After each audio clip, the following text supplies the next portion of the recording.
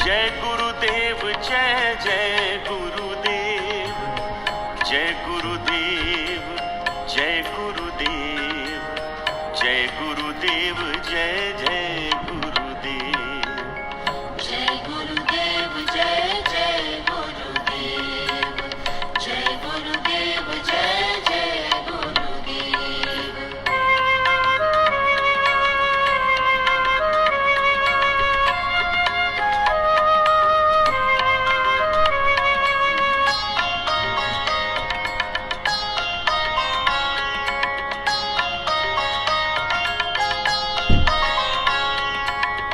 जय गुरुदेव जय गुरुदेव, जय गुरुदेव जय जय गुरुदेव, जय गुरुदेव जय गुरुदेव, जय गुरुदेव जय जय गुरुदेव, जय गुरुदेव जय गुरुदेव, जय गुरुदेव जय जय गुरुदेव, जय गुरुदेव जय गुरुदेव, जय गुरुदेव जय जय गुरुदेव, जय गुरुदेव जय गुरुदेव, जय गुरुदेव जय जय गुरुदेव।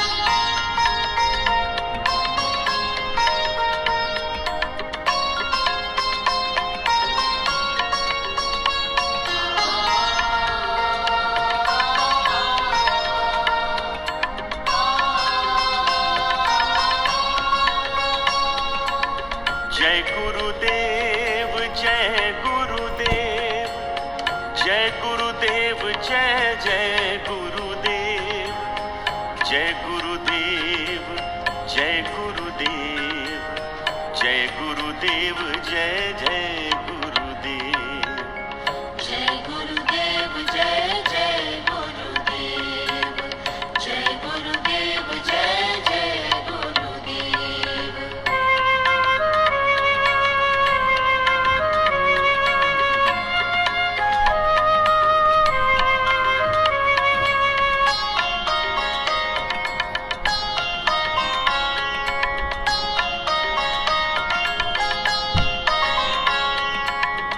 जय गुरुदेव जय गुरुदेव, जय गुरुदेव जय जय गुरुदेव, जय गुरुदेव जय गुरुदेव, जय गुरुदेव जय जय गुरुदेव, जय गुरुदेव जय गुरुदेव, जय गुरुदेव जय जय गुरुदेव, जय गुरुदेव जय गुरुदेव, जय गुरुदेव जय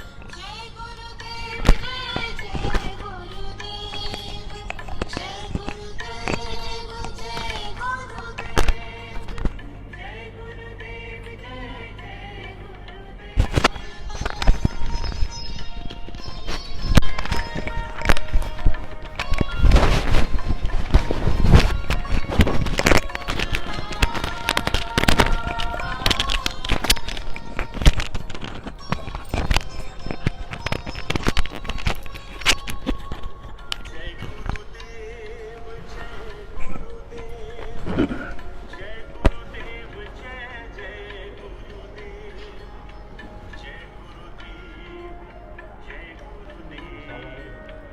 जय गुरुदेव।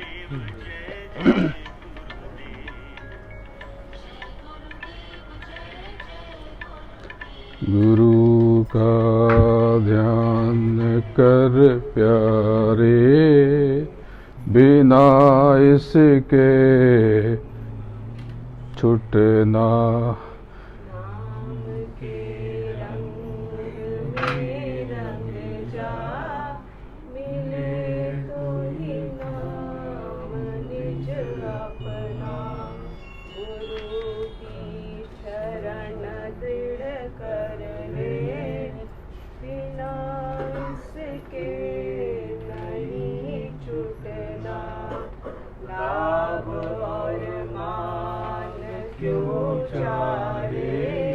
पड़ेगा फिर तुझे देना। जो करेगा तू वही फिर भोगना भरना। जगत के जाल में जो हटो मर्दानगी करना।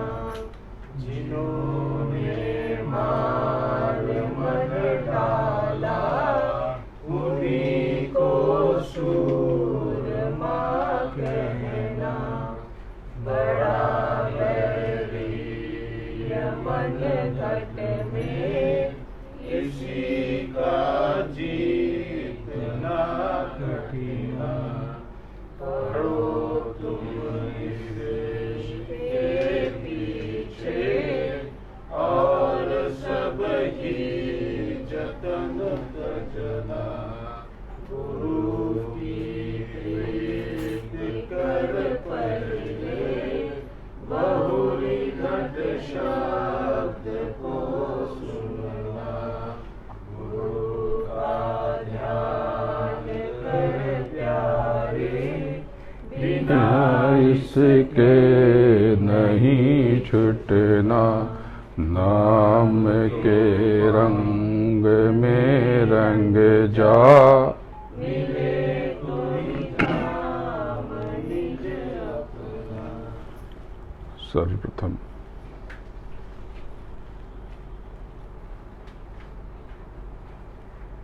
सदगुरु परम पूज्य बाबा जय गुरुदेव जी महाराज के चरणों में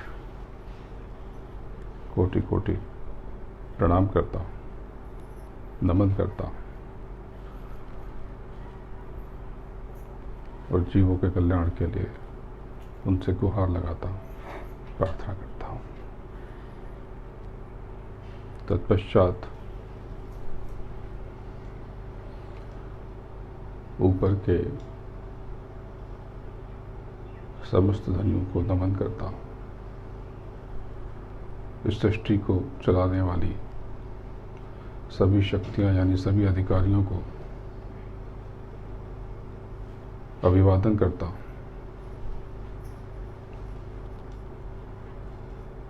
और आप सबको और आप सबके आज्ञा चक्र पर बैठी आपकी जीवात्मा जो प्रभु का अंश है उसको नमन करता हूँ।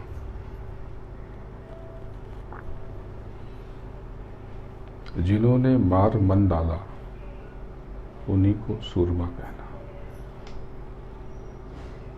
लाभ और मान क्यों चाहे पड़ेगा फिर तुझे देना।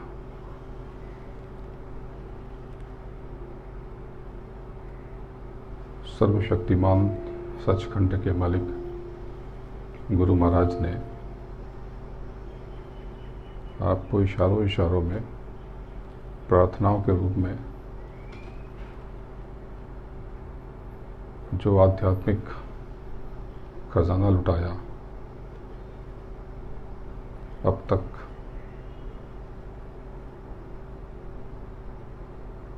ऐसा खजाना कभी नहीं बरसा। हुजूर ने कहा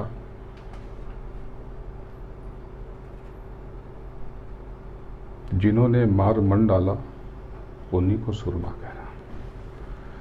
ये अलग बात और लाभ और मान क्यों चाहे पड़ेगा फिर तुझे देना, ये अलग बात।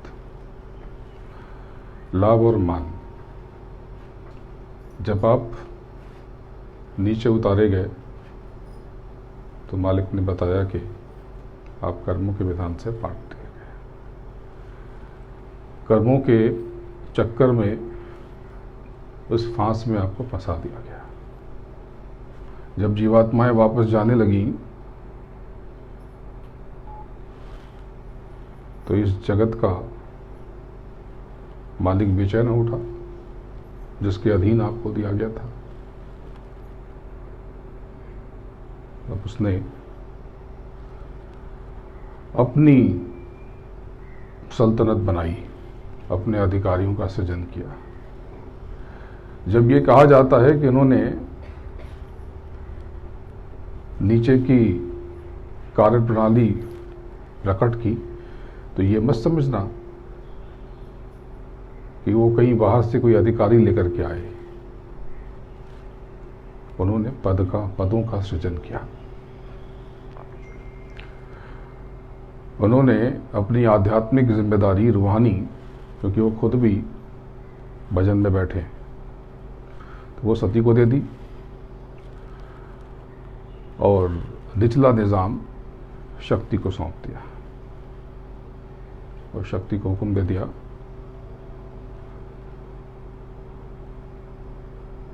ये ऐसा करो कि लोगों को स्वयं का बोध भूल जाए।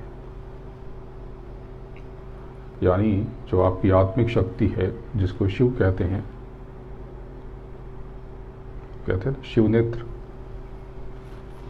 शिव नेत्र यानी तीसरा नेत्र, यानी आत्मा का नेत्र, दिव्य दृष्टि। तो आपकी जो आत्मिक शक्ति है, जो शिव है, आप उससे महरूम हो जाएं, उसके परिचय को भूल जाएं।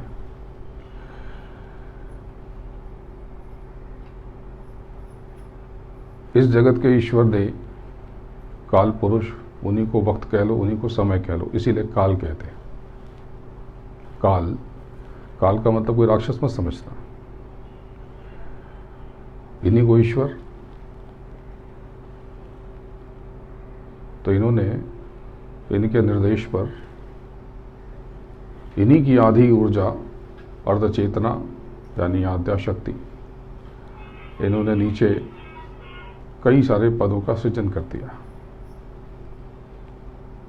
ये सब तो आपने सुना, आप सबको पता है, जो पुराने लोग हैं वो सब पता है। इससे जोड़ के आज आगे की बात करूंगा। तो गुरु महाराज ने बताया कि नीचे एक सुमुख के नीचे 3 बड़े अधिकारी बनाए गए, जिनको आप ब्रह्मा विष्णु महेश के रूप में समझते हो। इन्हीं को वो GOD गॉड कहते हैं, G for generation, O for operation, D for destruction. कोई कहता है ये अलग है, वो अलग है, तो समझ का फेर है। तत्पश्चात नीचे 33 तरह के अधिकारियों की रचना हुई, कर्मचारियों की, इसमें अधिकारी भी हैं, कर्मचारी भी हैं। तो 9 करोड़ और 10 करोड़ ऊर्जा के विद्युत के प्रवाह की रचना हुई, जिसको 9 करोड़ दुर्गा और 10 करोड़ शंभू कहा गया। 9 करोड़ दुर्गा क्या है? इन्हीं को शक्ति मत समझ लेना, भूल हो जाएगी। शक्ति ऊपर, इन सब की मुखिया बैठी। तो 9 करोड़ दुर्गा, 10 करोड़ शंभू, ये बिजली समझ लो। ये बिजली तो सीमित है, बड़ा छोटा उदाहरण है, बात पूरी समझ में ना आएगी। और फिलहाल ये समझ लो कि दोनों मिलकर काम करते हैं। जब कभी दोनों ऊर्जा आपस में चिपक जाती है तो शॉर्ट हो जाता है। जैसे आप ये 2 तारों को लगा दो, चिंगारी निकलती है ना, उड़ जाएगा फ्यूज। तो आपने कहीं कहीं देखा होगा कि एक शंकर जैसी आकृति वो ज़मीन पे पड़ी है, ऊपर एक देवी खड़ी है, तो तुमने वो शिव, शंकर, शंभू सब एक समझ लिया। तो ये वही शॉर्ट, यही ऊर्जा 9 करोड़ दुर्गा और 10 करोड़ शंभू जब किसी यंत्र समझ लो कि बीच में जाकर के किसी मीडिएटर, किसी मध्यस्थ के बीच से जाके मिलते हैं तो जगमगा उठते हैं। तो मध्यस्थ सक्रिय हो जाता है, यानी कि वो उपकरण सक्रिय हो जाता है। इसको यूँ समझो कि ये बल्ब जल रहा, तो 2 बिजली के तार आए, बल्ब जल गया। अब इसी बल्ब को हटा दो और तार लगा दो तो उड़ जाएगा। तो आध्यात्मिक बातें पूर्णतः वैज्ञानिक के, विज्ञान तो बहुत नीचे का विज्ञान, विज्ञान यानी विषयगत ज्ञान। तो 9 करोड़ दुर्गा, 10 करोड़ शंभू, ये 33 कोटि पद के 33 करोड़ देवी देवता, इनके हिस्से, ये लिंग शरीर में बैठे हैं। तो ये कहाँ बैठे, लेकिन इनका भी नियंत्रण उसी सहज दल कमल, किसी कोई कमल का फूल मत समझ लेना, सहज दल के सबसे ऊपरी खंड में उस ज्योति में बैठे। इन्होंने ज्योति भी नहीं बनाई, सब था, ये तो खाली आके बैठ गए। ये सहज दल कमल कोई कमल का फूल नहीं है, इसको बहुत बड़ा ऑफिस समझ लो, बहुत बड़ा विभाग समझ लो, इतना विशाल, इतना विराट और इतना अद्भुत कि निचले जगत में तो कम से कम वैसा कोई लोक नहीं है, वैसा लोक नहीं है। जब आप दूसरे द्वार से निकल करके जब साधना में बैठते हैं, गुरु महाराज ने बताया कि ध्यान और भजन और सुमरन, तो ध्यान और भजन में जब आप नीचे के 2 द्वारों से आगे बढ़ते हो, तो 2 द्वार कौन से? पहला नेत्र, दूसरा आज्ञा चक्र। नाम को पकड़ के, शब्द को पकड़ के जब आप आगे बढ़ते हो, दृष्टि केंद्रित करते हो, गुरु महाराज ने बताया कि एक बिंदु पर, तो वो जब बिंदु पे केंद्रित करते हो तो रंग बिरंगे धुएं के गुबार, पर्दे दुनिया भर के, और जब आप साधना में आगे बढ़ोगे तो बड़ी गफलत होगी। जब तक आपके ऊपर गुरु महाराज की दया ना हो, कृपा ना हो, तो चढ़ाई आसान नहीं है नीचे की भी। इतने रंगीन पर्दे, इतनी रंगीनियत, फिर आपको दुनिया के तामझाम में, जैसे ही साधना में आप आगे बढ़े ना, दुनिया की चीज़ें आपकी तरफ आनी शुरू हो जाएंगी। आपको आनंद आने लगेगा, ऑफिस में प्रमोशन हो जाएगा, बॉस देर तक काम करने के लिए कहेगा, ओवर टाइम मिलेगा, आपको अच्छा लगेगा, शाम को दोस्त लोग पार्टी के लिए ले जाएंगे, आनंद आएगा। जहाँ आनंद आया वो छोड़ो, भजन कौन करेगा, ध्यान कौन करेगा, आप कल कर लेते हैं, बहुत थक के आया हूँ, रात को 12 बजे तो ऑफिस से लौटा हूँ, या 1 बजे तो लौटा हूँ क्लाइंट के साथ में, तो अब थक गया हूँ, कल करूँगा। और फिर कल करोगे तो ये सब भी आपको छोड़ देंगे और फिर आप जहाँ के तहाँ पहुँच जाओगे। इसीलिए जब सद्गुरु की बात मान करके आप अंतर यात्रा में प्रविष्ट होते हो, तो शुरू में तो बड़े कष्ट आते हैं, शुरू में बड़े आनंद आते हैं, उसके बाद कष्ट शुरू हो जाता है। जैसे जैसे उन्नति होगी, जैसे जैसे उन्नति होगी, दुनिया के झमेले आपको तंग करना शुरू कर देंगे, क्योंकि तब आपका ये जीवन अकाउंटिंग ईयर बन जाता है। गुरु महाराज चाहते हैं, सदगुरु चाहता है कि आपके सारे हिसाब किताब इसी जन्म में निपटा दिए जाएं, लेकिन आपका सहयोग नहीं मिलता। पूरे जीवन भर हुजूर आपसे कहते रहे। जब आप सत्संग सुनते हो तो कुछ देर कर लेते हो भजन, उस दिन कर लेते हो, 2 दिन और कर लेते हो, उसके बाद फिर छोड़ देते हो, जवेले में फंस जाते हो। तो जब अंतर यात्रा में बढ़ोगे तो ये बहुत से धुएं, बहुत से बादल, रंग बिरंगे और रंगीनियत और आनंद। आनंद कौन सा? रूहानी आनंद नहीं, निचला आनंद। इस चाल में आप फंस जाते हो, और वो जो बिंदु पे दृष्टि केंद्रित करने की बात कही गई थी, वो विस्मृत हो जाता है। तो इसको तो छोड़ना नहीं है, नित्य अभ्यास करो, चाहे 2 साल चाहे 200 साल, इसको छोड़ना मत। कुछ भी हो जाए, कुछ दिखाई दे न दे, सुनाई दे न दे, अगर आपने एक बार थाम के छोड़ दिया तो जगत के जाल में फंस गए। समृद्धि तो आ जाएगी, दुनिया में नाम भी हो जाएगा थोड़ा मोड़ा, और उसके बाद फिर सब मिट जाएगा, सब खत्म। ये जो निचली चीज़ें, ये तो बड़ी जल्दी जल्दी आकार बदलती हैं। ये घर मकान, इनकी उम्र कितनी? बहुत थोड़ी सी।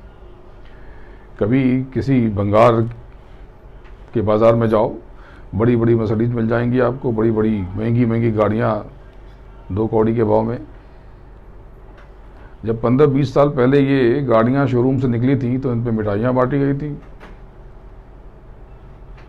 फीते काटे गए थे, फूल वूल दिए थे लोगों ने, घर वालों ने, मोहल्ले वालों ने जश्न मनाया था, आपकी तारीफ की थी। अब ये सब भंगार में बिक रहे हैं।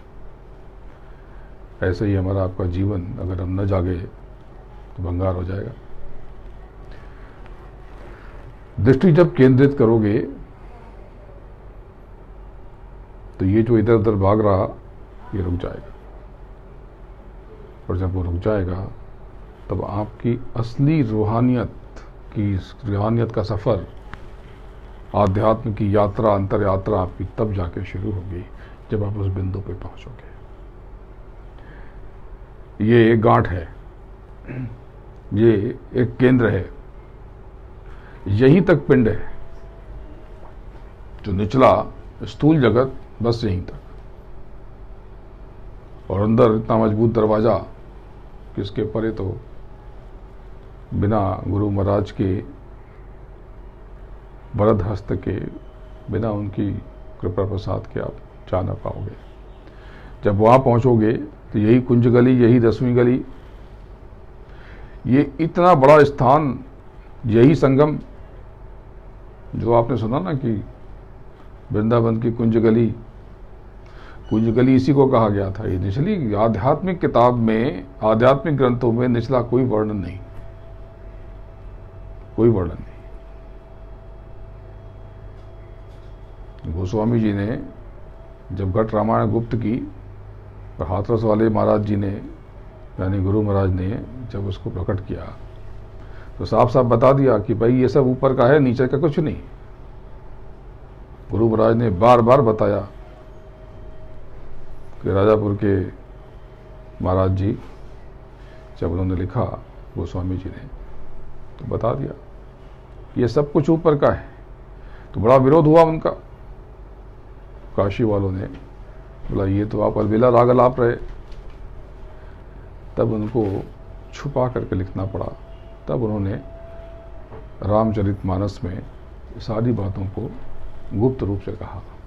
वहाँ भी नीचे का कोई वर्णन नहीं। अगर आप ये समझते हो कि यहाँ के कोई राजा राम और उनकी धर्मपत्नी सीता, कोई राजा दशरथ अयोध्या के, तो बहुत बड़ी गफलत में पड़ जाओगे, भूल कर जाओगे।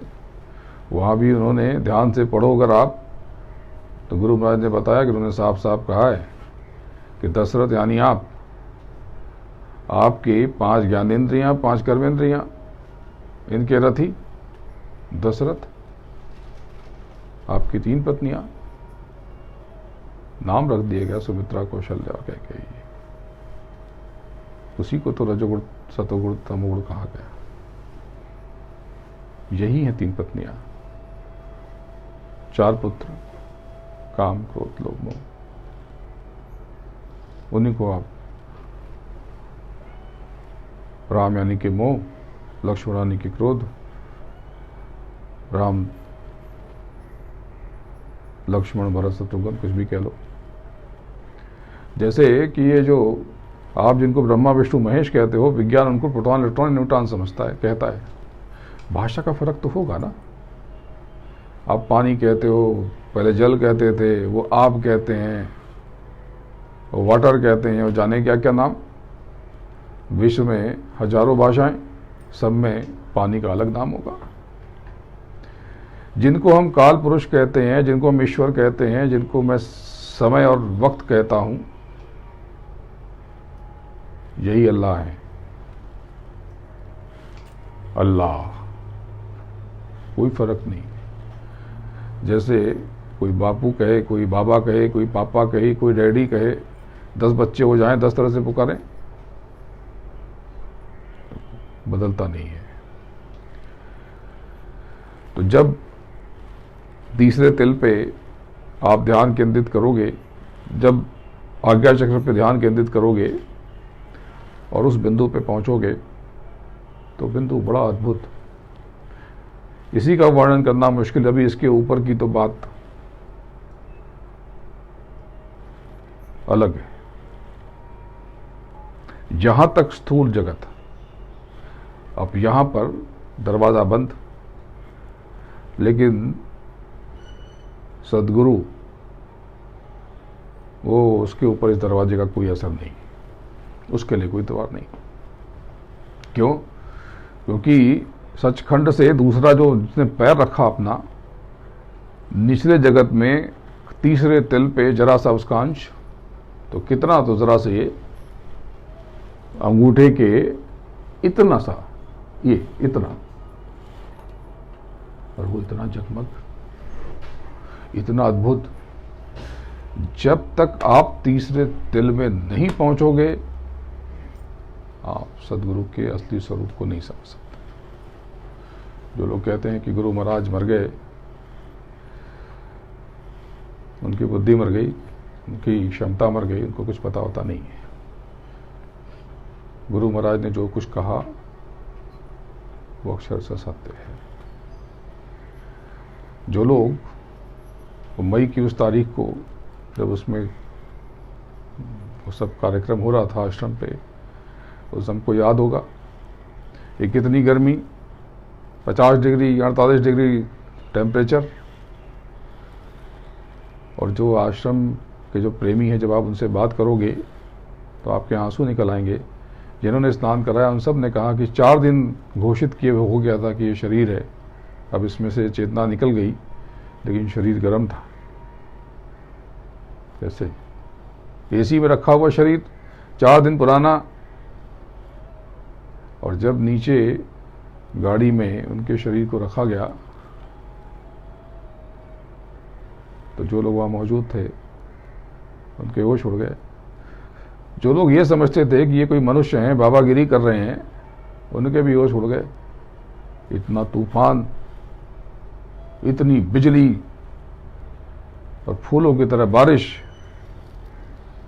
जो प्रेमी गाड़ी में थे उनसे पूछना तो कहे, उन्होंने बताया कि बताते हैं, और आप सबने देखा होगा जो वहाँ मौजूद थे, कि गाड़ी ऐसे हुई, ऐसे हुई और ऐसे हुई। और जिन्होंने उसके बाद शरीर को उठाया उन्होंने कहा कि ये जो शरीर हमने ऊपर से उतारा था ये शरीर तो नहीं है।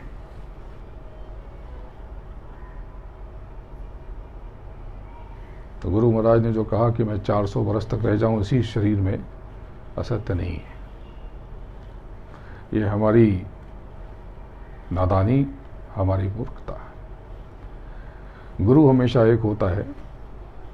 यही गुरु हैं जो ग्रेविटेशनल फोर्स यानी कि गुरुत्वाकर्षण बन करके इस जगत को संभाले हुए हैं, और यही गुरु हैं जो अनादिकाल से गुरु के रूप में स्थापित है। दूसरा कोई गुरु न हुआ न होता है। वो तो सूरज जब दिन डूब जाता है तो आप बत्ती जला लेते हो, डिबरी, चिराग, शम्मा, समझते हो कि ये सूरज है, और वो भी खुद को समझता है कि मैं सूरज हूं। तो गुरु तो बस वही है। और मुझे गुरु समझने की भूल मत करना। मैं तो उनके मुरीद पे, उनके निर्देश पे कुछ काम कर रहा हूं। क्या काम कर रहा हूं? ये वक्त के गर्भ में इसको पनपने दो, और आप सब भी उस काम में जुट जाओ। आगे आने वाले समय में बहुत अद्भुत करिश्मे के भागी बनोगे।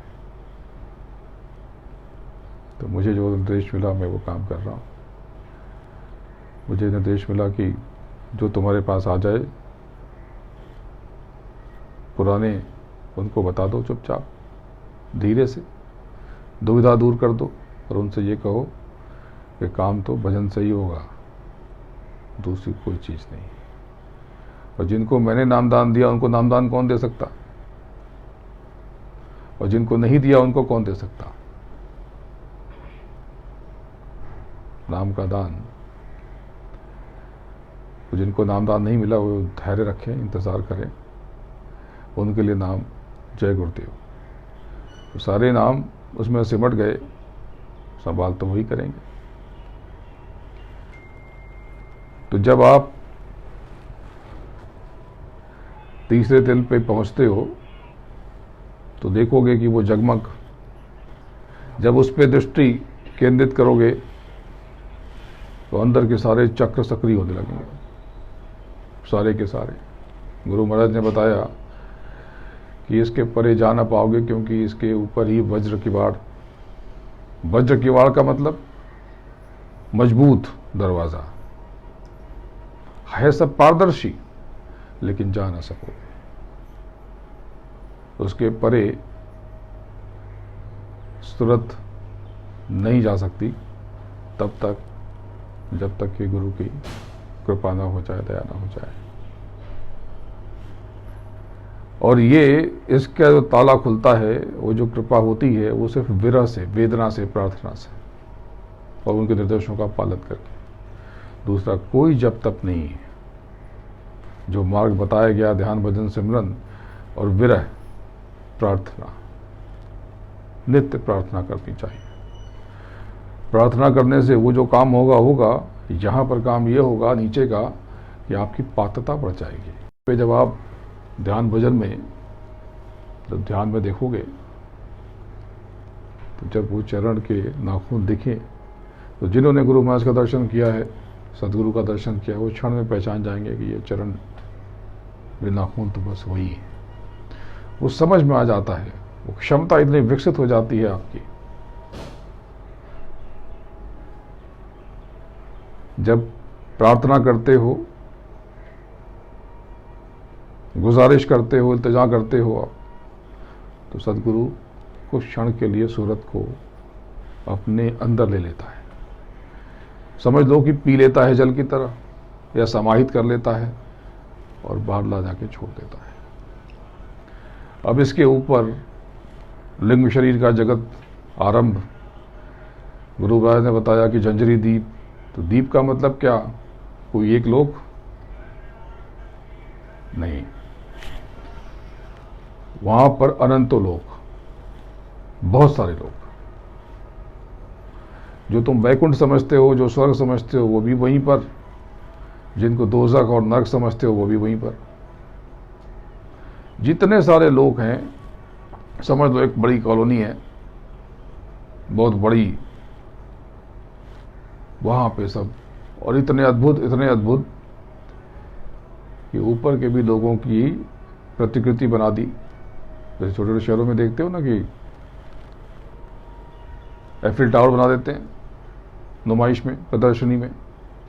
ताजमहल बना देते हैं, वो ताजमहल वैसा ही का वैसा बना देते हैं, पर वो ताजमहल नहीं। तो ऊपर के वो लोग नहीं कि जैसे, उनके जैसे इतने अद्भुत लोग कि अगर गुरु छोड़ दे आपको तो आपका भटकना तय है। आप भटक जाओगे, गिर जाओगे। ये जो वज्र किवाड़ से अगर आप निकले तो ये जन्मों जन्म की गांठें आपकी खुल गई। तीसरे तिल के ऊपर जाते ही आपका जीवन वहीं से परिवर्तित हो गया। लेकिन फिर भी नीचे गिरने की गुंजाइश तो बनी रहेगी, क्योंकि आप स्वर्ग में चले गए, कर्मानुसार आपने भोगा, भोग के आनंद लिया और नीचे पटक दिया गया। फिर नरक में गए, वहां भोगा, फिर पटक दिए गए। फिर 84 लाख योनियां और 4 खाने। तो बिना सदगुरु की कृपा के, दया के कुछ भी संभव नहीं है। इसीलिए प्रार्थना में कहा गया कि गुरु का ध्यान कर प्यारे, बिना इसके नहीं छूटना।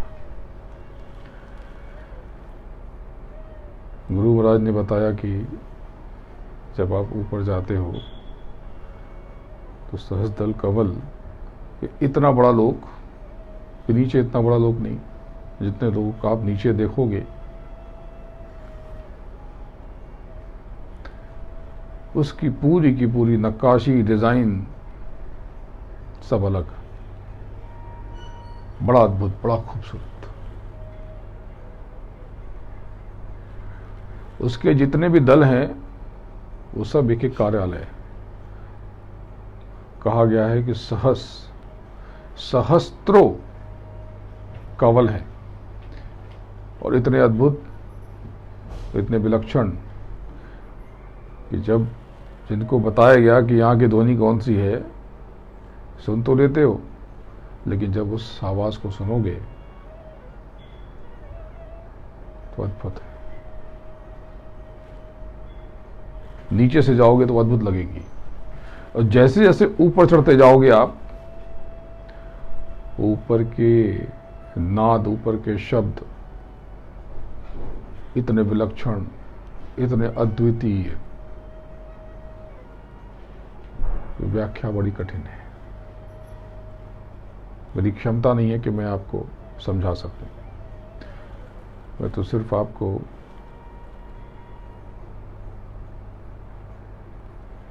एक उदाहरण दे रहा हूं जिसके आपके भीतर इच्छा जगे, आपका संकल्प मजबूत हो और आप ध्यान और भजन में बैठे। उनकी मौज होगी तो और भी चीज़ें बताई जाएंगी। एक प्रेमी ने मुझे, मैं अभी दिल्ली में था, अभी लौटा हूँ, कुछ देर पहले, करीब घंटे भर पहले मैं आया हूँ। मुझे वहाँ एक प्रेमी ने कहा कि ब्रह्म और माया, गुरु महाराज ने बताया कि एक ही सिक्के के दो पहलू, तो ब्रह्म का स्वरूप तो बताया, माया का।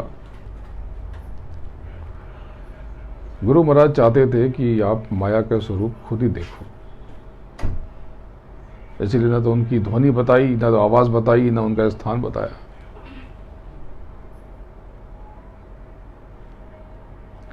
आप अभ्यास करो, बहुत सी चीजें खुलेंगी, क्योंकि दया इतनी हो रही, मेहर इतनी हो रही उनकी कि नियमित, बहुत ज्यादा।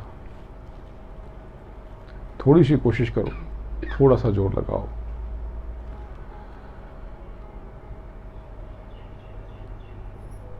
लापरवाही मत करना, आलस्य मत करना। दुनिया की चीजों के लिए आलस्य कर जाओ, पर बड़े भाग मानुष तन पावा।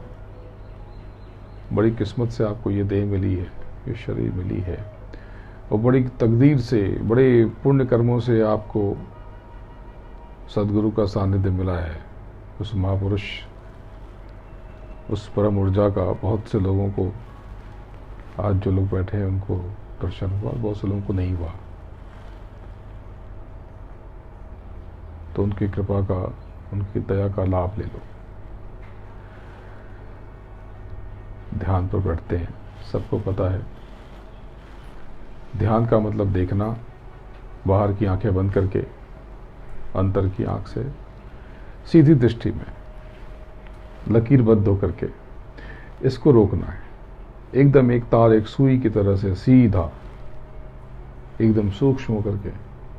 जो बताया कि ये बादल, ये रंगीन पर्दे, इनके झांसे में मत आना, इधर उधर मत देखना, ये बहुत सा प्रलोभन देंगे।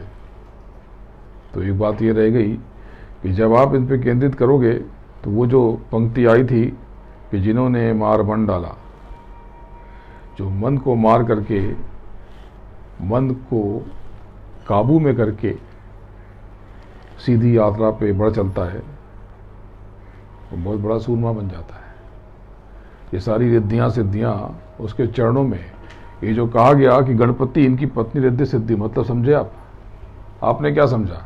ये कोई आदमी है, उसका नाम गणपति है और उसकी शादी हो गई है दो स्त्रियों से? ये खुद को मूर्ख बनाने की बात है।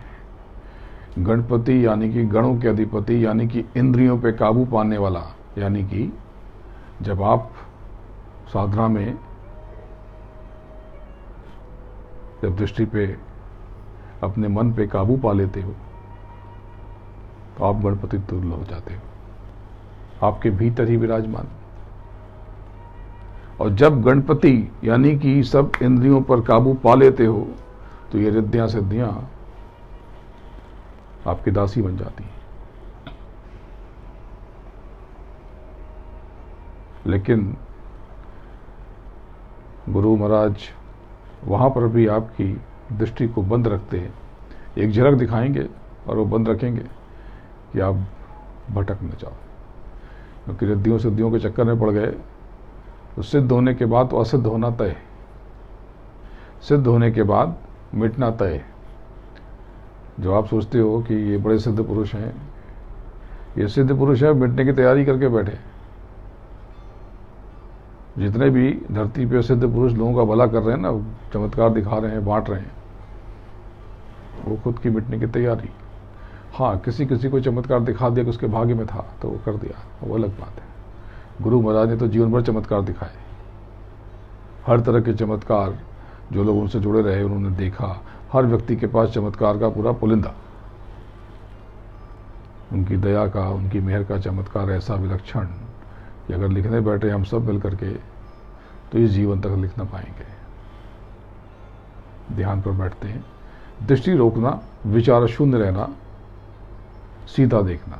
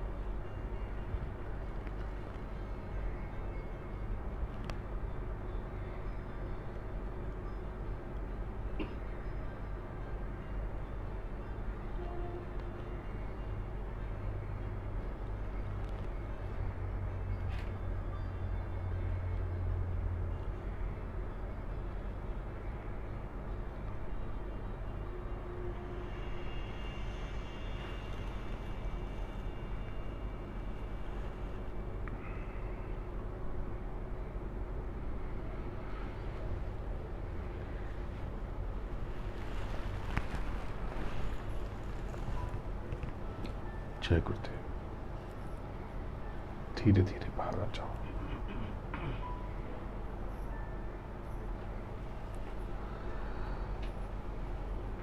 कई लोग तो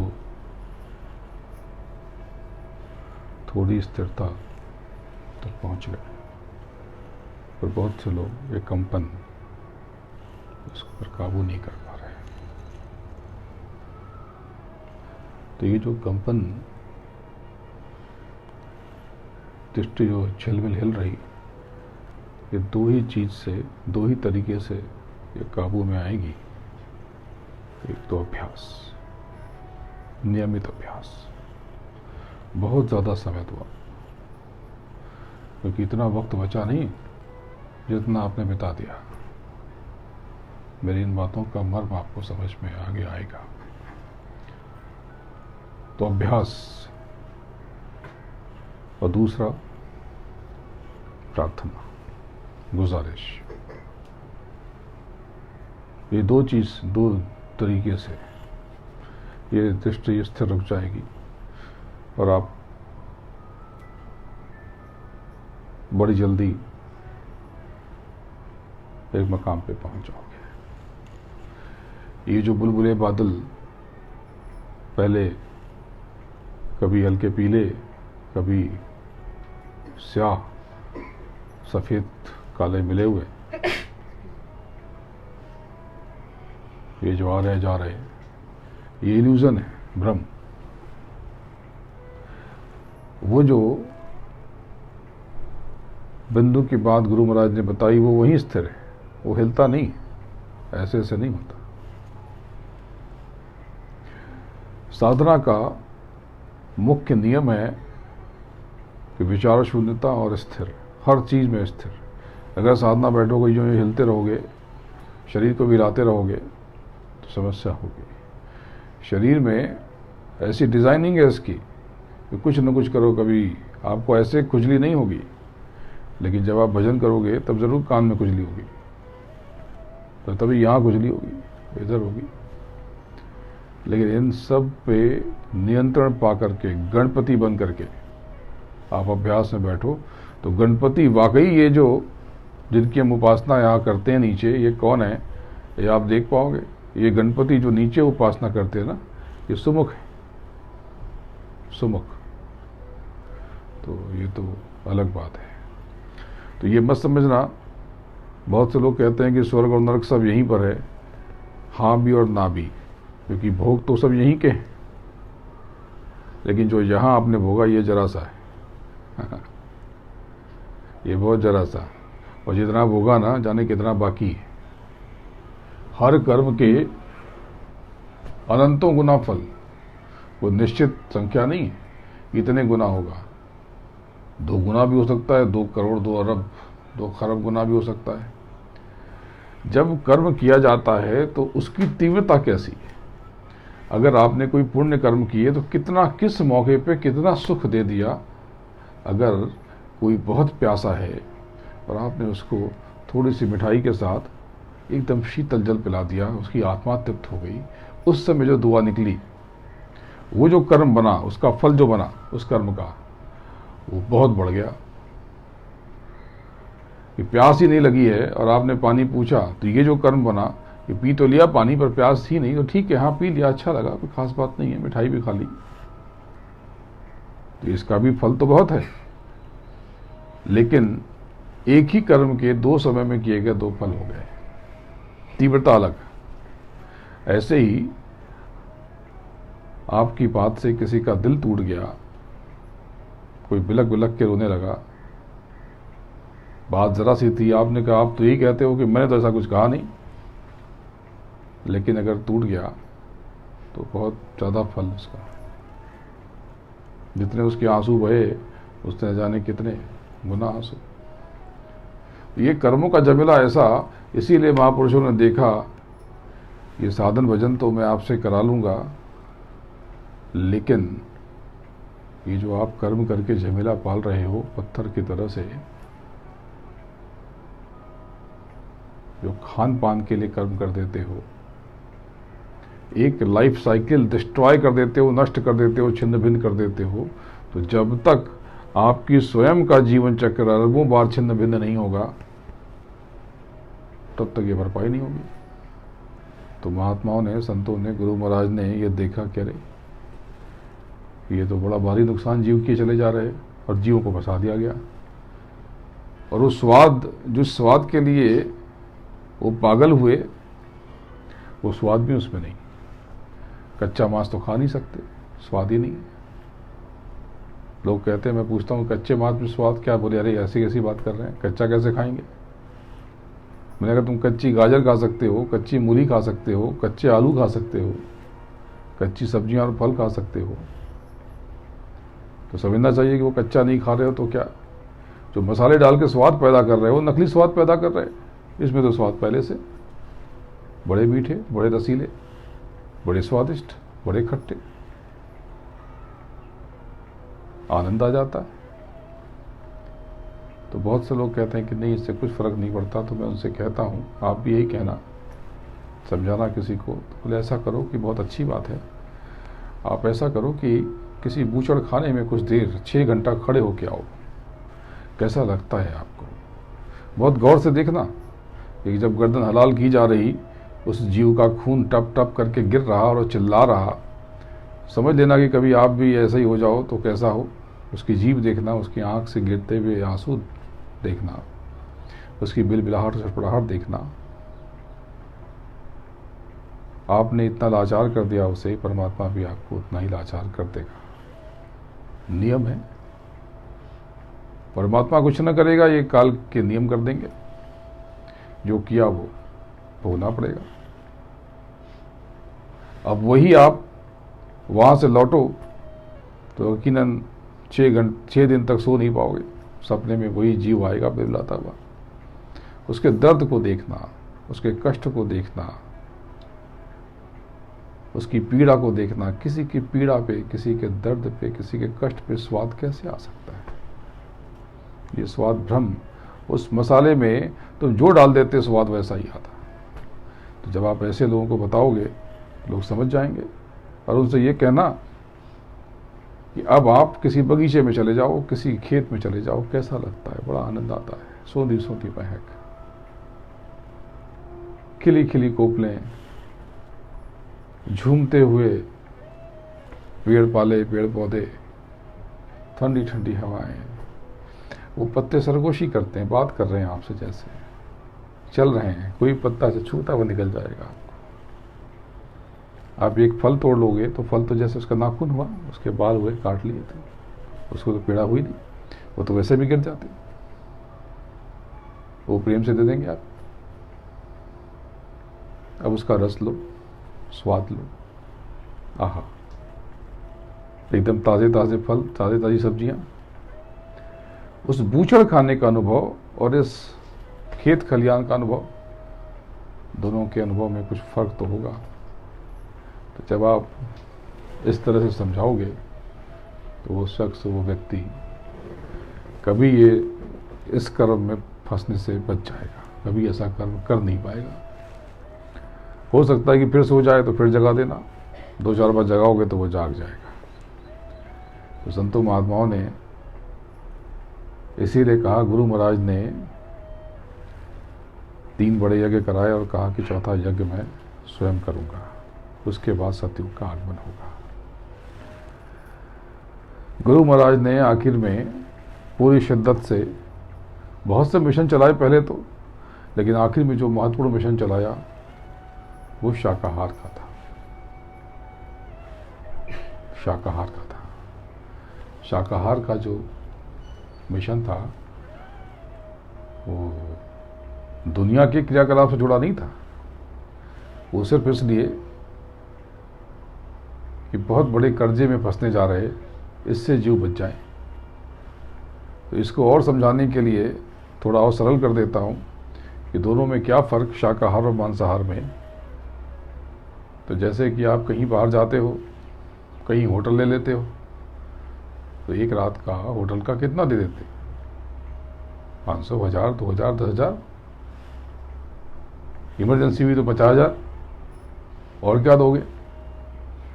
अगर एक रात के कोई आपसे 100 करोड़ मांगे, 50 करोड़ मांगे, क्या आप दोगे? आप बोलोगे मैं पागल हूं क्या, इतने में तो बिल्डिंग बन जाएगी। बस यही बात है भाई। जिस भूख को मिटाने के लिए गाजर मूली से काम हो जाता बिना कर्म को लादे हुए, उसी भूख को मिटाने के लिए हम जन्मों जन्म फंस जाएं, ये तो बड़े घाटे का सौदा। इससे अच्छा तो भूखे ही रह जाते, यानी इससे अच्छा तो हम फुटपाथ पे सो जाते, रेलवे स्टेशन पे सो जाते, कहीं किसी गैलरी में सो जाते, किसी घर के बाहर सो जाते। अपने जीवन की और कई जन्मों की पूंजी लुटा दें, संपत्ति लुटा दें। तो बाबा जी ने कहा कि बाबा जी का कहना है शाकाहारी रहना है। तो ये कर्मों के विधान को आप लोगों को बताएं, उनको समझाएं। अंतर यात्रा की जो मुख्य पद्धति है, गुरु महाराज ने उसे कहा भजन। संतों ने कहा, गुरु महाराज ने हमें बताया, हम सबको बताया। जो उनसे जुड़े रहे, जो नहीं जुड़े रहे उनके लिए भी भजन। जो नए लोग आए, या बहुत से नए लोग बैठे जिन्होंने गुरु महाराज को देखा नहीं, उनका दर्शन नहीं किया, दैहिक शरीर का, लेकिन सूक्ष्म रूप से वो आज भी कहते हैं कि हमें दर्शन होते हैं। तो जो लोग कहते हैं कि शरीर नहीं है या गुरु महाराज नहीं है, उनके मकसद को समझ लेना चुपचाप और लोगों को बताना। इसका मतलब कि वो कह रहे हैं कि गुरु महाराज की बातें गलत हैं। वो क्या कहना चाहते हैं? तो अंतर यात्रा का जो मुख्य पहलू है वो है भजन। भजन को समझो, तो नए लोग हैं तो उनको समझाने के लिए इसको शाब्दिक अर्थ इसको निकालो। तो भजन बना किससे? भज और श्रवण से। व्युत्पत्ति कैसे हुई शब्द की? शब्दों की व्युत्पत्ति होती, उत्पत्ति। तो भजन शब्द की व्युत्पत्ति है भज और श्रवण। श्रवण यानी सुनना, भज यानी छांट छांट के। तो जिनको नाम मिला वो तो छांटा छटाई जानते हैं, और जिनको नहीं मिला वो सुमरेंगे जब जय गुरुदेव जय गुरुदेव, तो वो भी छटाई में माहिर हो जाएंगे, क्योंकि गुरु बड़ा कारसाज है। सत्संग हो रहा है, सत्संग यानी भाषण नहीं, उस सत्य का संग। मैं भी उस सत्य को, उस मालिक को महसूस कर रहा हूं, आप भी उस मालिक को महसूस करें। सत्संग का अर्थ क्या है? प्रवचन ना। सत्संग का अर्थ है संग, उस सत्य का, उस सत्य पुरुष का, उस सचखंड के मालिक का, जो सूक्ष्म रूप से सदैव विराजमान है। तो जहाँ चर्चा होती है वहाँ वो परमात्मा, वो परम ऊर्जा प्रकाशित हो जाता है।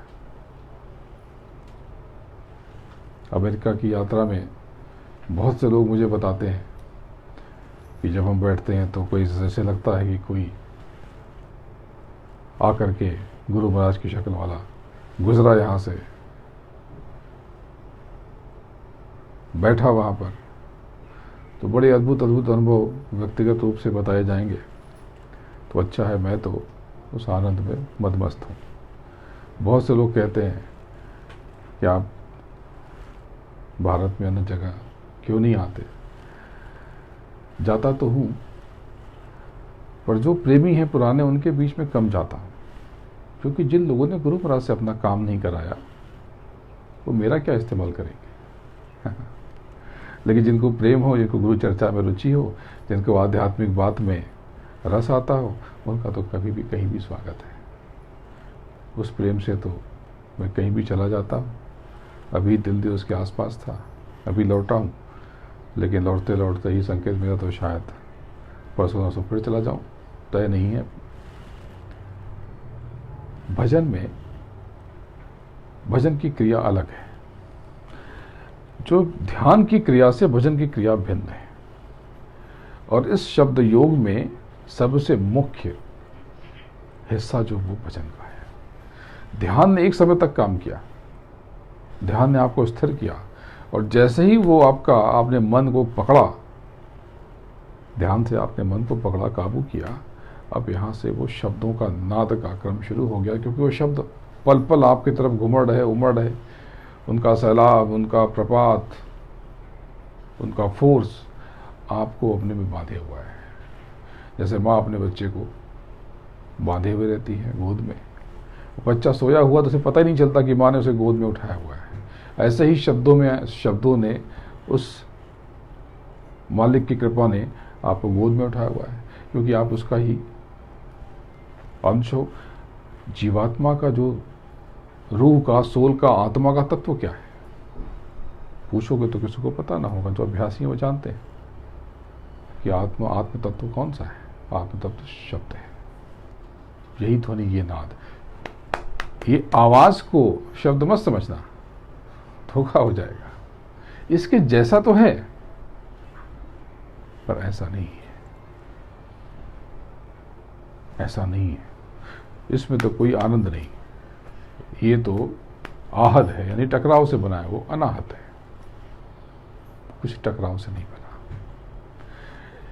जब यात्रा नीचे से ऊपर शुरू करोगे तो बदलती हुई ध्वनियां, लेकिन जब ऊपर से उतर के झांक के नीचे देखोगे तब आपको लगेगा ये तो एक ही शब्द की धार है। अलग अलग खंड पे अलग अलग तरह से सुनाई पड़ती है। जैसे सूरज जब उगता है तो लाल नजर आता है, थोड़ा और समय बीतता है, कुछ क्षण, तो ऑरेंज संतरे के रंग का हो जाता है, केसरिया हो जाता है। थोड़ा सा और ऊपर बढ़ता है तो पीला हो जाता है, थोड़ा और ऊपर बढ़ता है तो सफेद हो जाता है। तो क्या ये अलग अलग सूरज है? नहीं, सूरज एक ही है। ऐसे ही प्रकाश, ऐसे ही शब्द, ये परिवर्तित होते हुए महसूस होते हैं। जब नीचे से ऊपर चढ़ोगे तो ये जो शब्द है ये टूट टूट के आएंगे। जैसे जैसे ऊपर चढ़ते जाओगे इनमें खिंचाव आता जाएगा, ये टूटन कम होती जाएगी, ये जुड़ते जाएंगे। जिनको नाम मिला है वो जानते हैं कि नीचे की आवाज टूटी टूटी सी, और उन्हीं की टूटी आवाज भी जुड़ी हुई भी, लेकिन वो भी टूटी। जो गुंजन है एक समय पे रुकता है, और नीचे का जो गुंजन है वो पल पल रुकता है, खट खट खट खट खट खट, छन छन खन खन थम थम। और उसके ऊपर ये और बड़ा होता जाता है, फिर डम डम होता है। ये जो है इसमें कंपन, ये कंपन बढ़ता जाता है। ये शब्द की एक ही धार है, दो धार नहीं है। अलग अलग तरह से, अलग अलग जगह से अलग अलग स्वरूप रहता है। आप जन्मे तो आप अलग थे, स्वरूप ही अलग था। अब आपका स्वरूप अलग है। 20 बरस के बाद स्वरूप बदल जाएगा। आप व्यक्ति एक ही हो, दूसरे बदले नहीं, लेकिन सब कुछ बदल गया, पूरा अनुभव बदल गया। जिसने बचपन में आपको गोद में खिलाया और वही अगर आपको अभी स्नेह से निहारे तो दोनों के अनुभव में जमीन आसमान का फर्क है। वो वात्सल्य अलग और ये वात्सल्य अलग। तो जब आप अनुभव में डूबोगे तो आप देखोगे कि शब्द आपको लपेटे हुए। इसको समझाने के लिए समझो कि जैसे कि वाईफाई, ये मोबाइल आप सबके पास, तो कहीं जाते हो तो पासवर्ड मांगते हो, या कहीं कहीं पासवर्ड खुला हुआ होता है, खाली आप अपना मोबाइल नंबर डालते हो, एक कोड आ जाता है, कोड डालते हो, बस। तो ये क्या है? आप सेटिंग में जाकर के वाईफाई को जब सिलेक्शन करते हो, ये क्या है कि मैं तैयार हूं। आप वाईफाई, आपका डिवाइस, आपका मोबाइल क्रिएट नहीं कर सकता, आप समर्पित हो जाते हो। बस यही समर्पण, इसी को भक्ति कहते हैं, और सब कुछ आपको इसी से प्राप्त हो जाएगा। वो कृपा, वो दया, वो मौज उस प्रभु की, उस सदगुरु की बह रही पल पल, क्षण क्षण। बात को समझो। जब आप उसको पल आंख बंद करके ध्यान और भजन के पश्चात जब आप महसूस करोगे, आपके रोए खड़े हो जाएंगे। तब आप उसको, आपको लगेगा कि वो आपके पास खड़े हैं, वो सदगुरु आपको छू रहा है, स्नेह से निहार रहा है। तब आपको पता चलेगा कि आप कष्ट में नहीं हो, आप तो आनंद में हो। ये जो कष्ट आपने भोगा, ये तो करोड़वां हिस्सा भी नहीं था। जाने कितना कष्ट उसने स्वयं पे लेकर के काट दिया, टाल दिया। अगर आपको ये लगे कि किसी संगत में आध्यात्म से जुड़ने के बाद किसी की उन्नति हो रही है, ये समझना कि उसके सुख भी काटे गए, वो सुख भी उसके काटे गए।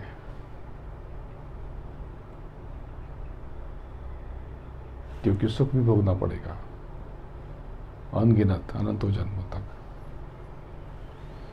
तो संत आपके इस जीवन को अकाउंटिंग ईयर बनाना चाहते हैं। बहुत समय बीता, जब से सृष्टि बनी तब से आप यहीं पर हो, कब तक रहोगे? कभी खुद से सवाल पूछना। याद ना आए तो कल्पना कर लेना कि बार बार पैदा हो रहे, बार बार मर रहे। इस कल्पना को देख के ही आप सिहर जाओगे। कभी स्मशान पे जाके बैठ जाना और मुर्दों को जलते हुए देखना। जिसको बहुत कमाने की, बहुत प्रमोशन की, बहुत बड़े धंधे की इच्छा हो, तो देखना कि दोनों की राख तो एक ही जैसी है, एक भिखारी और एक राजा। और किया क्या इसने? यही तेरा मेरा।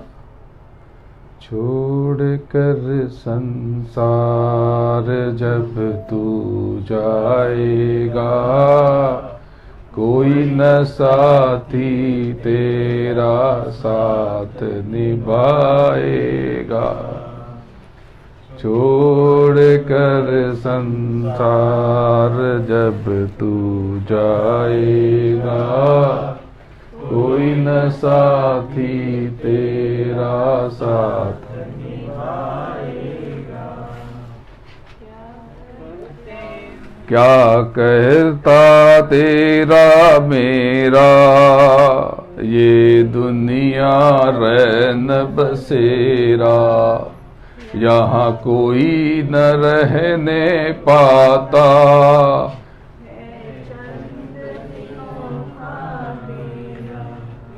हंस उड़ जाएगा, कोई न साथी तेरा में। छोड़ कर संसार जब तू जाएगा, कोई न साथी तेरा साथ निभाएगा। इस पेट भरन के खातिर तू पाप कमाता निस दिन।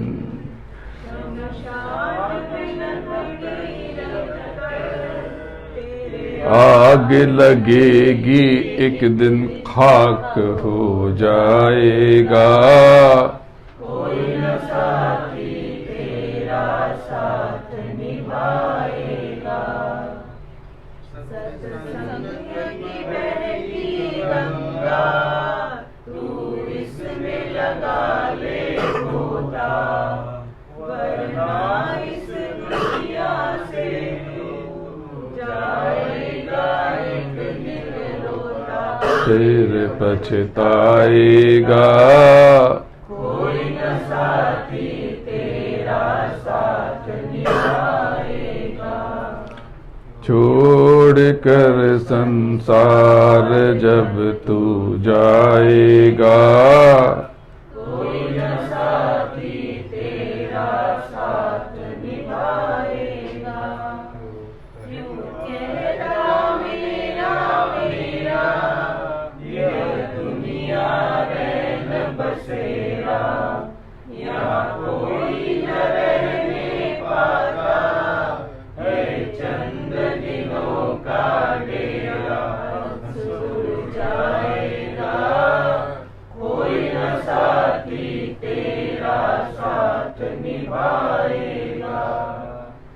सतगुरु चरण में शिव, तू प्रीत लगा ले बंदे, कट जाए सब तेरे। ये जन्म मरण के फंदे पार हो जाएगा, कोई न साथी तेरा साथ निभाएगा। छोड़ कर संसार जब तू जाएगा, कोई न साथी तेरा साथ निभाएगा। जब आपकी देह शांत हो जाएगी, वो कैसा होगा? तब आपके शरीर पे सारे वस्त्र, सारे गहने उतार लिए जाएंगे। नहला धुला के नंग दड़ंग आप रख दिए जाओगे और ऊपर एक कपड़ा डाल दिया जाएगा। आपकी सारी संपत्ति अलमारी में बंद, चाबी किसी और के पास। जो आपने माल जमा किया सब दूसरे का हो गया। जब शरीर छूटता है तो हम मूर्छित हो जाते हैं।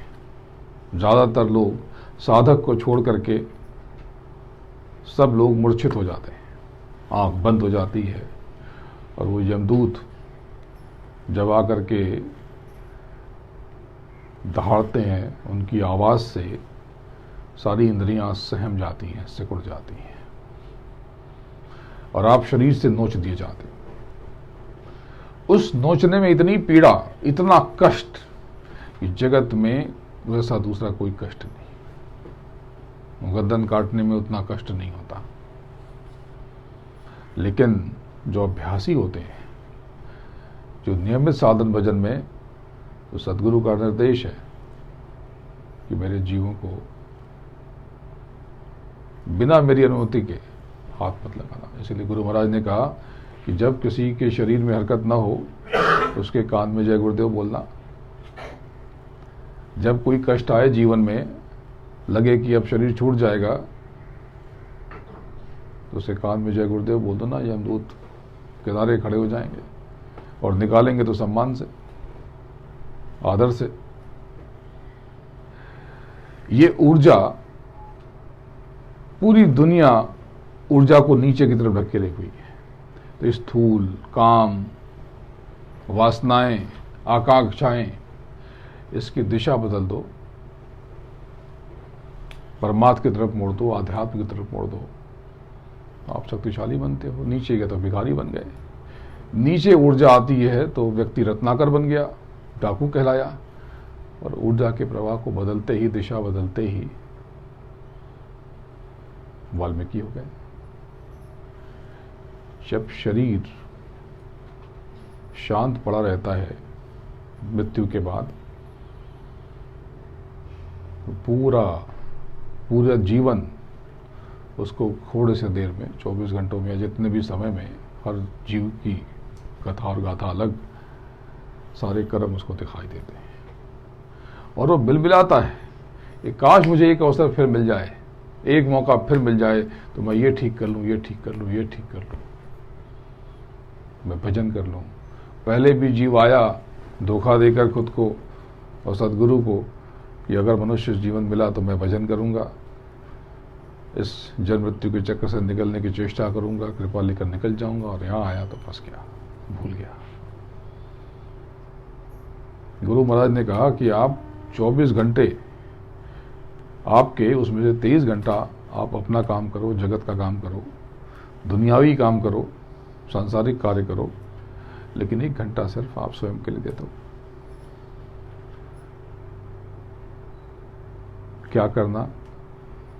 सुमिरन, ध्यान और भजन। ध्यान का अभ्यास हमने किया, भजन का अभ्यास करते हैं। बाहरी कानों को विराम देना है, आराम देना है, अंदर के कान से सुनना है। अब देखो, जो हम लोग बात कर रहे थे कि जो देखने की क्रिया, ध्यान की क्रिया लकीरबद्ध, पर भजन की क्रिया लकीरबद्ध नहीं होती। भजन की क्रिया सहस्त्रार से उठना है, आज्ञा चक्र से होते हुए सहस्त्रार। जब ध्यान में सहस्त्रार शामिल नहीं हुआ, लेकिन भजन में सहस्त्रार शामिल होगा। तो ये आज्ञा चक्र मतलब समझते हैं कि ये ऊपर की त्वचा, ये गलत है, भ्रम है।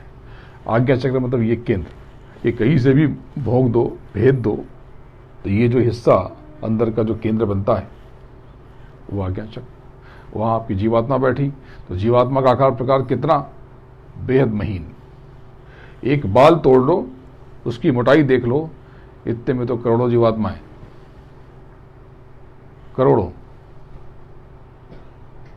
ये यहां पर आपकी बैठी। तो भजन में कान बंद करके, बाहर के, अंदर के कान से ऊंचा ध्यान करके सुनना है।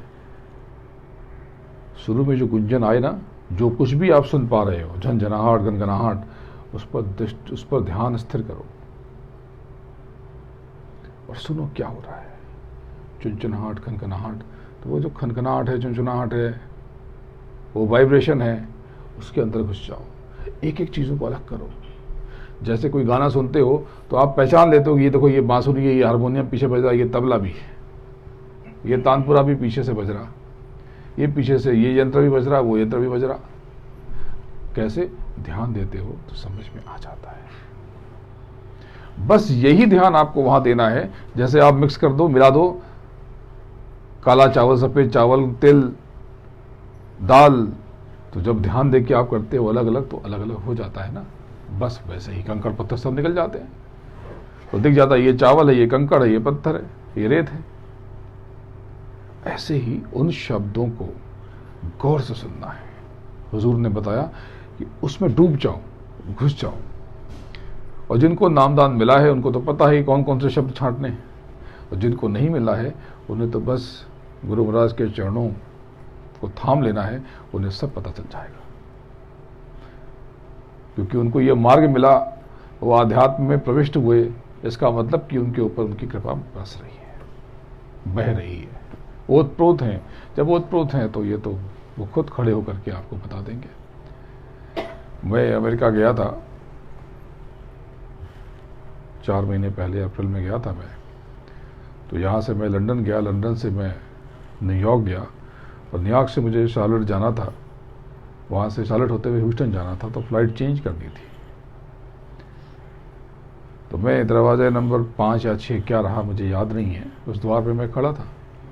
पीछे से एक अंग्रेज परिवार, एक 32-35 साल की महिला, 40 साल के आसपास उसका पति, और बच्चे, तो छोटे बच्चे थे, एक शायद 4-5 साल का और एक 9-10 साल, ऐसे ही कुछ होगा। उसने ग्रीट किया, तो उसने कहा कि ये आपकी शॉल कहाँ है, ये जो मैंने ओढ़ी। तो मैं कभी लाल पे सफ़ेद, सफ़ेद पे लाल। तो वो अमेरिका में जब आप सिक्योरिटी चेक के लिए जाते हो तो जितना ऊपर लबादा होगा उतना ही वो संशय करते हैं। तो आपने सुना होगा कि बड़ी वहाँ पर चेकिंग होती है। चेकिंग किसकी होती है? जिसमें बहुत वस्त्र होते हैं, बहुत सामान होते हैं, इधर भी उधर भी। एक भी कुछ भी आपके उनके मशीन में कोई यंत्र, कोई भी खन से खन का एक सिक्का भी रहा तो बस आप बुक हो गए। अब आपको किनारे ले जाएंगे, अब आपसे जांच पड़ताल करेंगे कि क्यों रखा आपने।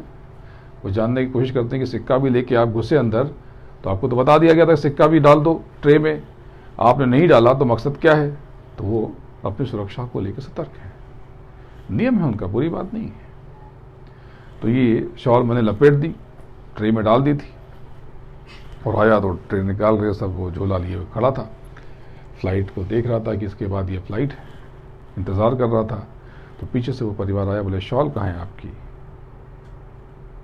मैंने कहा कि ये सिक्योरिटी चेक के बाद अभी पहनी नहीं है, अब सीधा ह्यूस्टन जाऊंगा तो वहीं पहनूंगा।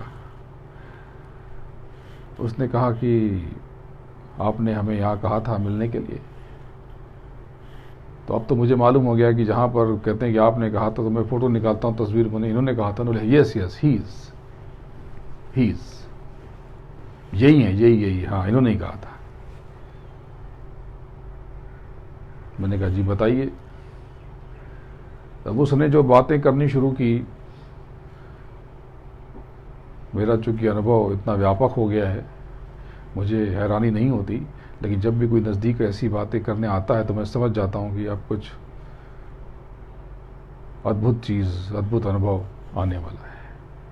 उसने मुझे बताया कि जब वो ऊपर जब चढ़ते हैं, जो 3 पार्ट उसके अवे जाते हैं, तो वो जो लॉन्ग ट्यून यानी लंबी लंबी तान, जब उसके परे जब इको साउंड होता है, वो मुझे पहले सुनाई पड़ता था, अब दिक्कत होती है, आजकल नहीं सुनाई पड़ता।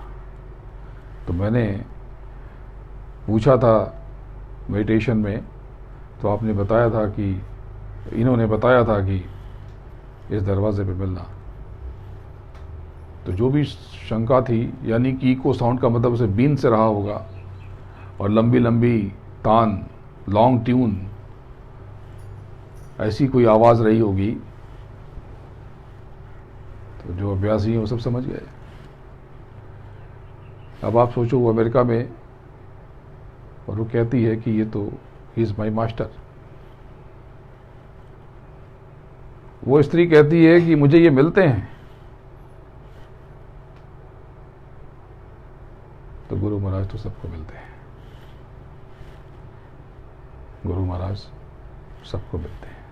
ये मत समझना कि खाली भारत में ही, पूरी दुनिया के कोने कोने में आप चले जाओ तो संतों के नाम पे शहर और गलियां, कौन से संत आए वहाँ पे?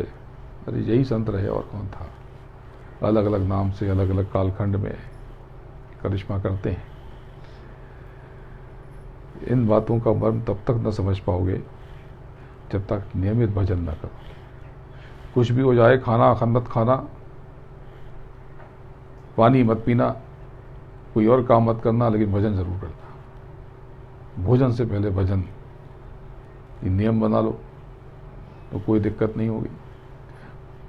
5 मिनट कर लो, 10 मिनट कर लो, क्योंकि यही एक तरीका है जिससे आपका आत्म परिचय होगा। तो भजन पे बैठते हैं। बाहर के कानों को बंद करना है, अंदर के कान से सुनने का अभ्यास करना है।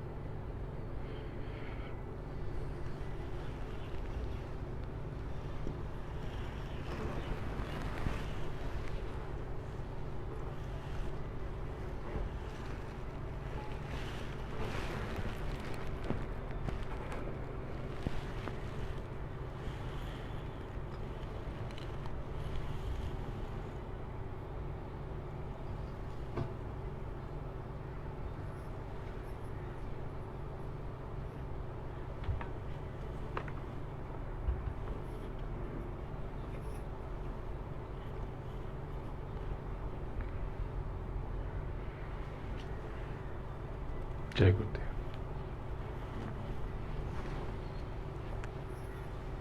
मेरे प्यारे गुरु दातार मंगता द्वारे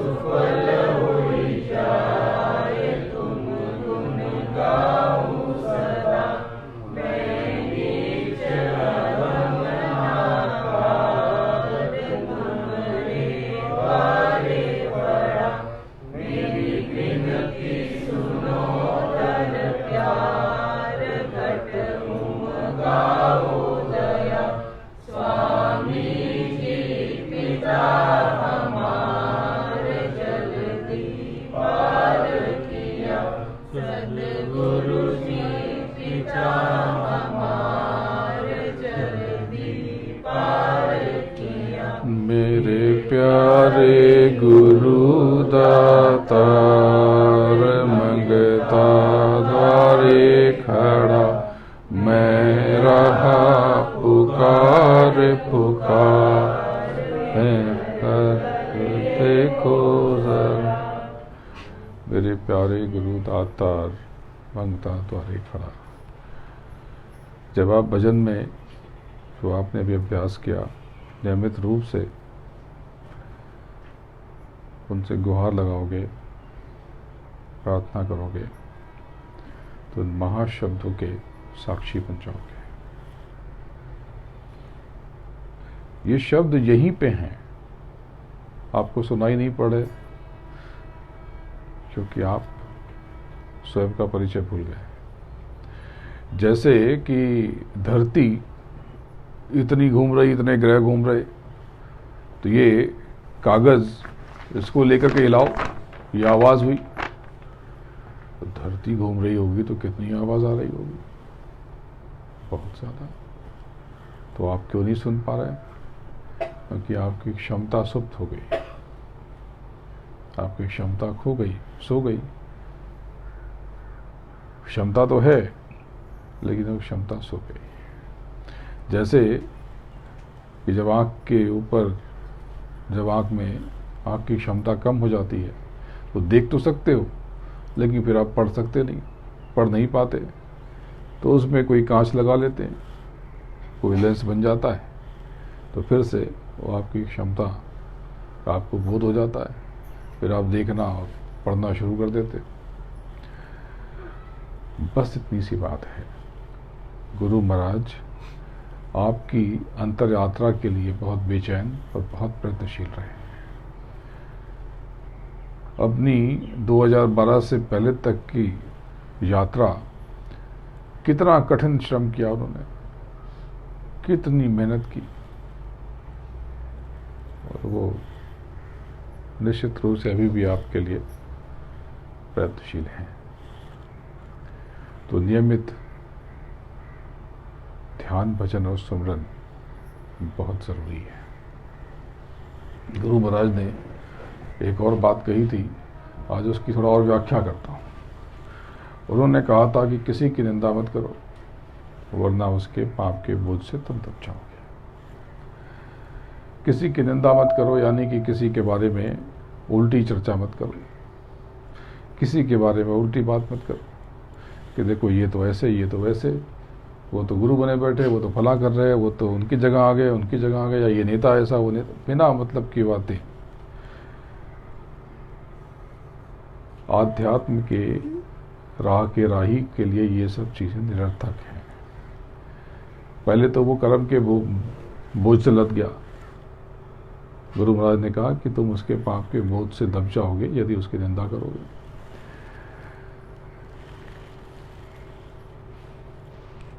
आध्यात्म ये भी कहता है कि जब आप किसी के बारे में चर्चा करते हो तो आपका जो आभा मंडल है वो क्षीण हो जाता है। ज्योतिष कहता है कि जब आप किसी की निंदा करते हो तो आपका सूर्य कमजोर हो जाता है। सब अपने अपने तरीके से आपको मूल बात बताने की कोशिश कर रहे हैं। अगर ज्योतिष की बात समझने की कोशिश करें तो वो ये कहते हैं, वो शास्त्र ये कहता है, अब वो भी शोध है, वो भी बड़ी साधना से प्रकट हुआ, संतों ने ही प्रकट किया कभी। सारी विद्याएं, सारे कर्म कांड भी संतों ने दिए। कर्मकांड पूजा नहीं थी, कर्मकांड पूजा है नहीं, वो तो कर्मकांड है कि भाई आप पैदल चलोगे तो इतनी दूर तक जाओगे, लेकिन आपने उल्टे कर्म बहुत कर लिए, उल्टी दिशा में आ गए तो एक साइकिल ले लो। तो ये साइकिल कर्मकांड थी। तो महापुरुषों ने कहा कि देखा कि आप बड़े कष्ट में हो और कष्ट आपके अपने कर्मों के, झमेले आपने खुद ला दे।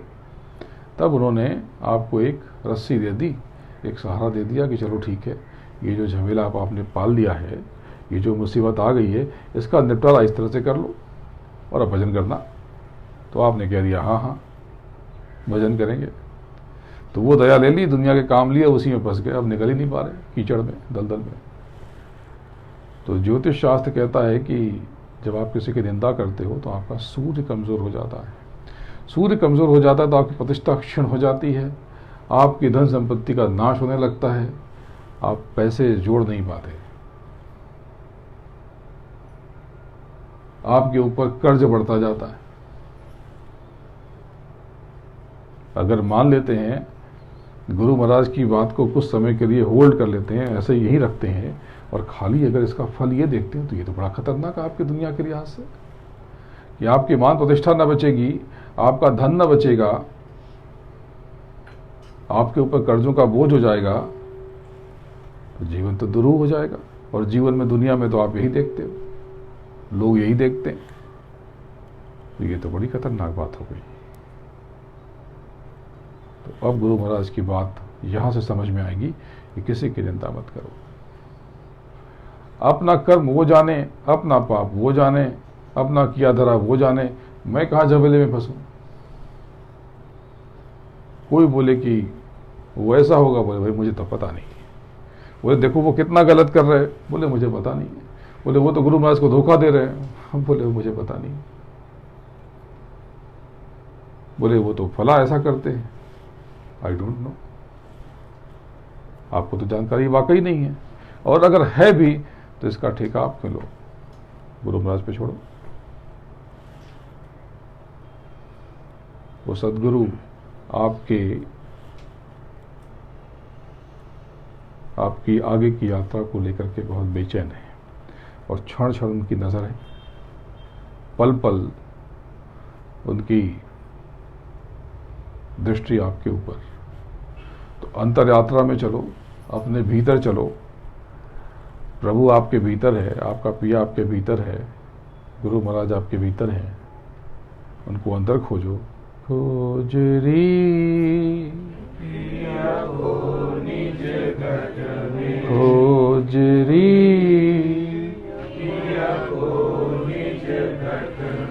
जो तुम पिया से मिलना चाहो, जो तुम पिया से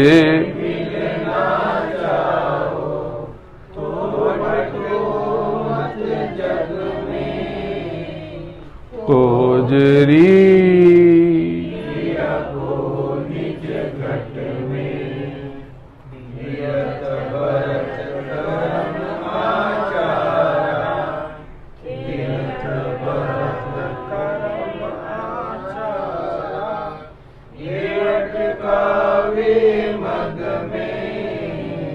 ये अटकावे मग में, खोजरी पिया को निज घट में।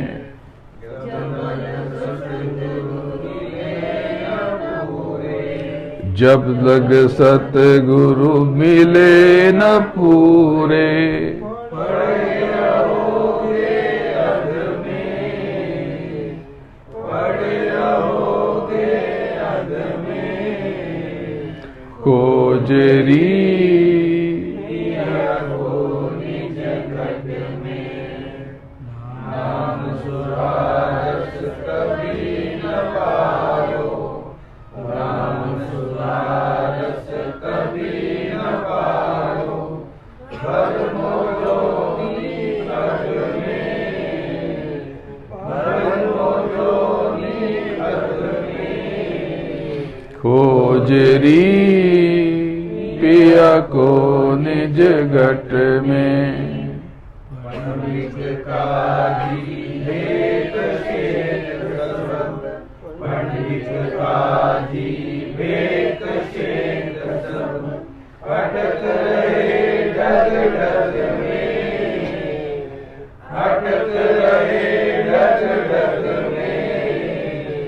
कोजरी पिया को निज घट में, इनके संग पिया नहीं मिलना, इनके संग पिया नहीं मिलना। पिया मिले कोई साथ समग में, पिया मिले कोई साथ समग में। कोजरी पिया को निज घट में,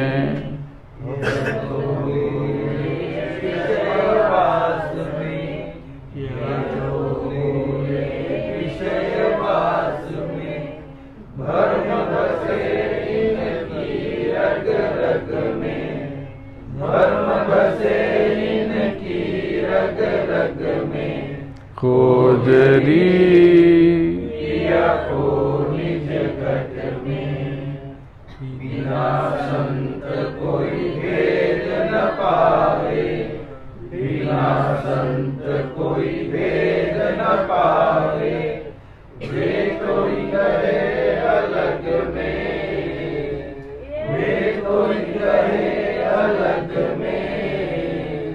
खोजरी पिया को निज घट में, जब लग संत मिले नहीं तुमको, जब लग संत मिले नहीं तुमको। खाए ठगोरी तू इस ठग में, खाए ठगोरी तू इस ठग में। खोजरी पिया को निज घट में, सतगुरु शरण गहो तो, सतगुरु शरण गहो तो।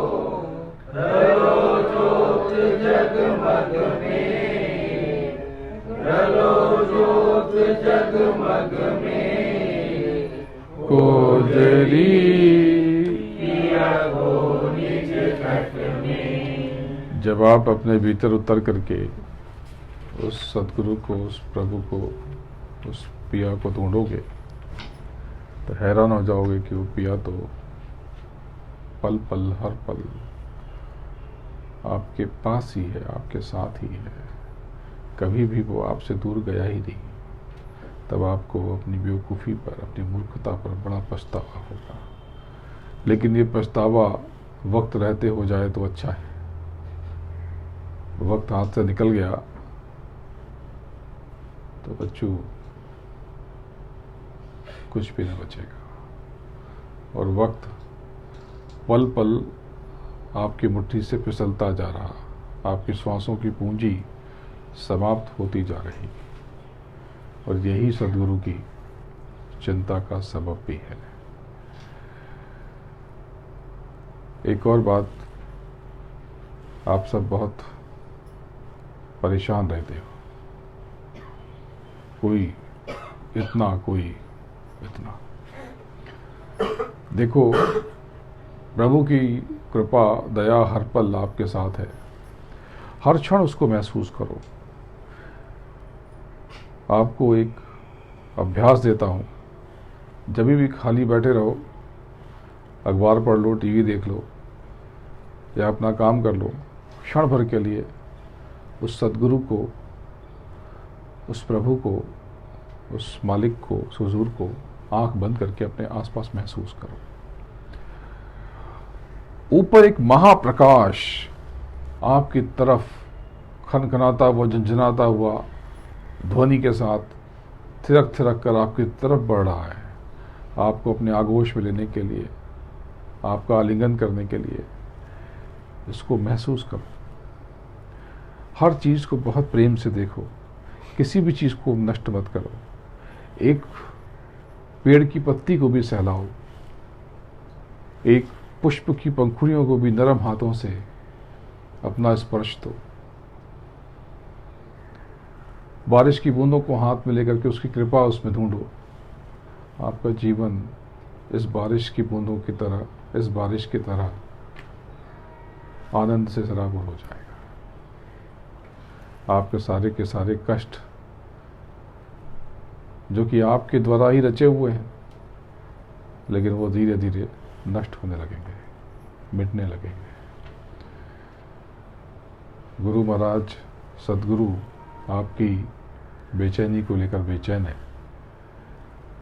आप उनको जब महसूस करोगे तब पाओगे कि वो कहीं नहीं गए, वो यहीं पे हैं, आपके साथ हैं,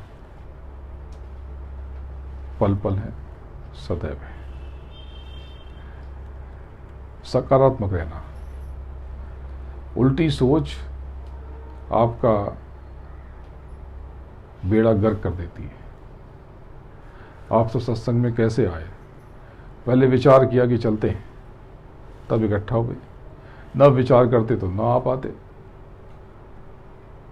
तो जो सोचोगे, गुरु महाराज ने कहा और आध्यात्म भी कहता है कि जो सोचोगे वो हो जाएगा।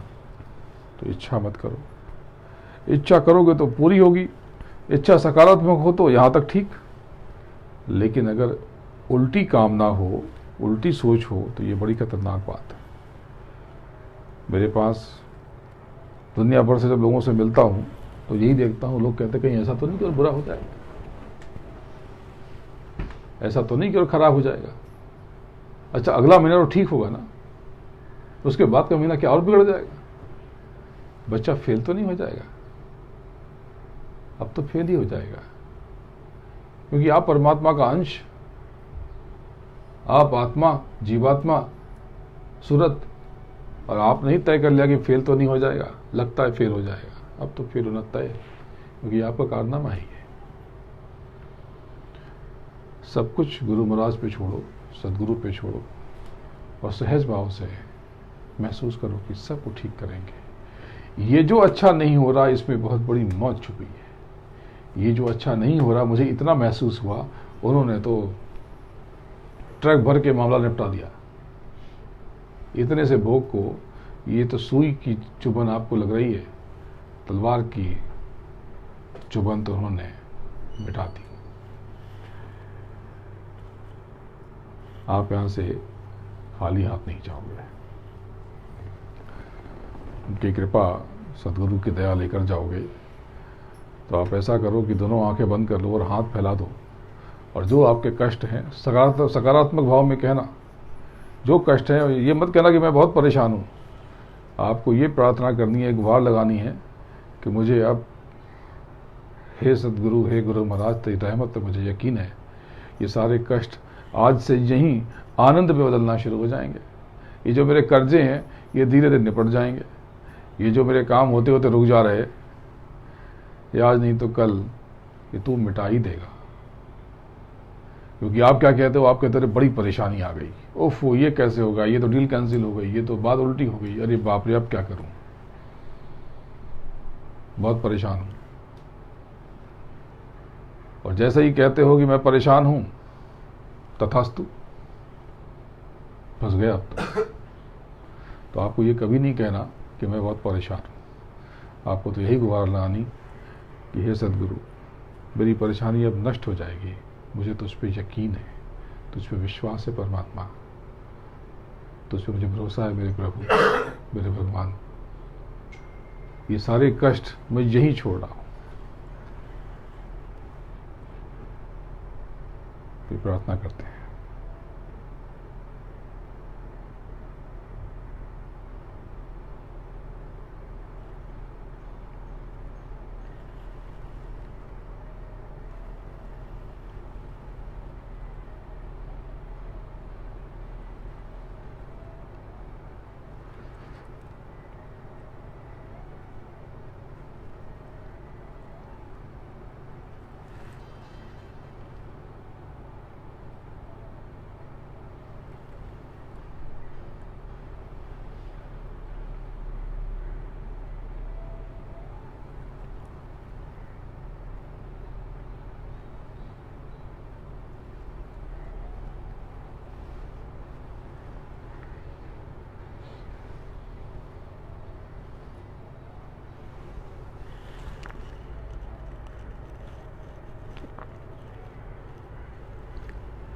जय गुरुदेव, जय गुरुदेव, जय गुरुदेव, जय जय गुरुदेव, जय गुरुदेव, जय गुरुदेव, जय गुरुदेव, जय जय गुरुदेव। गुरु महाराज के चरणों में प्रार्थना करता हूँ, विनती करता हूँ उस सर्वशक्तिमान महापुरुष से आप सबके कल्याण के लिए गुहार लगाता हूँ। ऊपर के सभी धनियों को नमन करता हूँ कि वो आप सबको आगे जाने का मार्ग दें और इस सृष्टि को, निचले जगत को चलाने वाली सभी सृष्टि, सभी शक्तियों से गुजारिश करता हूँ वो आपके कष्टों को कम करें और अपने से परे निकलने, आगे निकलने में आपकी सहायता करें। आप सबको और आप सबके अज्ञात चक्र पर विराजमान उस सचखंड के मालिक के अंश आपकी जीवात्मा को प्रणाम करता हूँ। जय गुरु।